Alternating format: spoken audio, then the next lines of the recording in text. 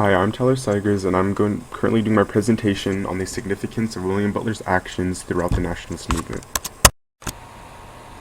So basically, the nationalist movement was a movement started by Ireland in attempts to gain independence from Britain, because at the time, Britain had control over Ireland. Overall, Britain's control over Ireland negatively affected, people of Ireland as well as the literature. And the negative effects on literature is pretty much how Yeats gets thrown into the picture, because William Butler Yeats was an Irish poet of the 18th and 19th century who shared a deep connection with Ireland as well as the literature. Yeats didn't really care for the nationalist movement. He deplored the violence and the negativity of it, as well as the negative effects it had on Irish literature, which overall shaped him as a person, and his actions show through it. So, William Butler's ideology, as well as his ambitions on an Irish literacy revival, became the main passion that drove his actions, both socially and poetically. So, William Butler Yeats and his physical actions is pretty much what helped contribute to the literacy revival. These actions consisted of the creation of the Abbey Theatre, which was a theatre founded by him and his friend known by Lady Gregory. This was made to just promote the restoration of Irish literature. He also made two literacy societies known by the name of one was known as National Literacy Society, and the other was the Irish Literacy Society of London. And these societies publicized the literature, folklore, and legends of Ireland.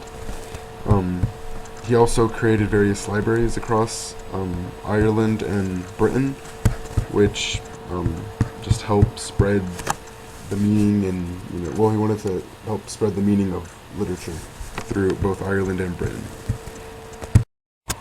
So William Butler is known for his poetry, in which he used to influence Ireland to shed a new light on the nationalist movement.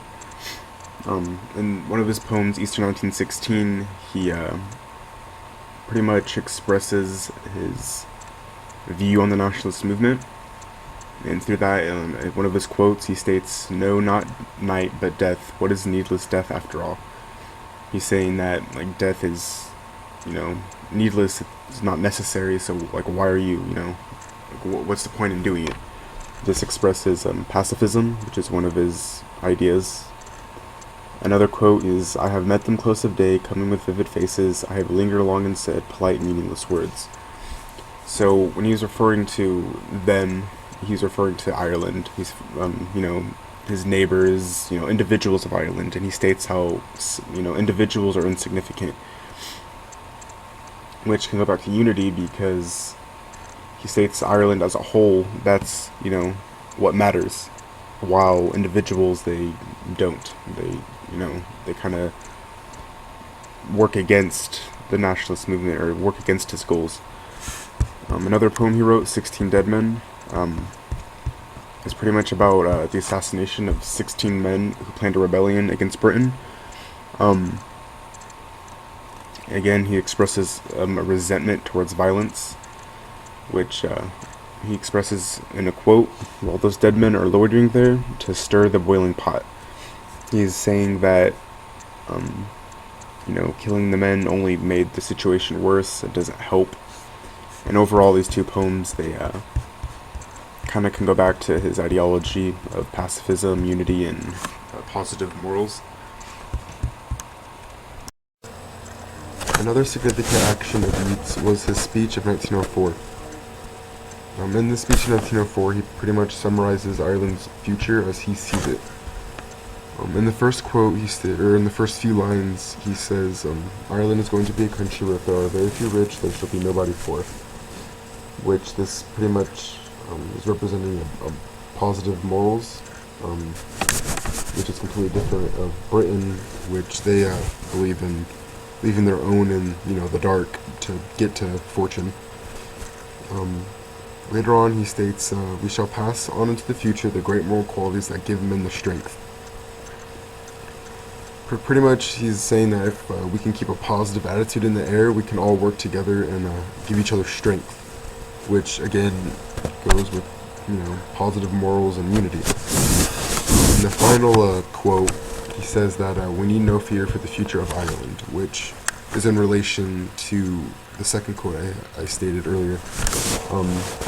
We need no fear for the future of Ireland. He's again, if you positive morals will eventually lead to Ireland's independence, which is overall what they're looking for.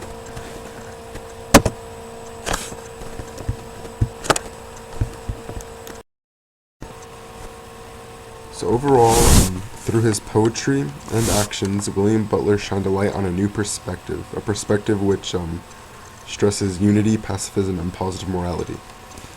Instead of the vast majority of Ireland, who, used violence as the answer to their issue, William Butler resented it, using the power of his poetical mind and his remarkable skills of influence to direct the momentum of the nationalist movement toward the start of the literacy revival. Yeats's fanatic love for Irish literature and his ambitions on restoring it is what ultimately shaped him as a writer, as a speaker, and overall as a person.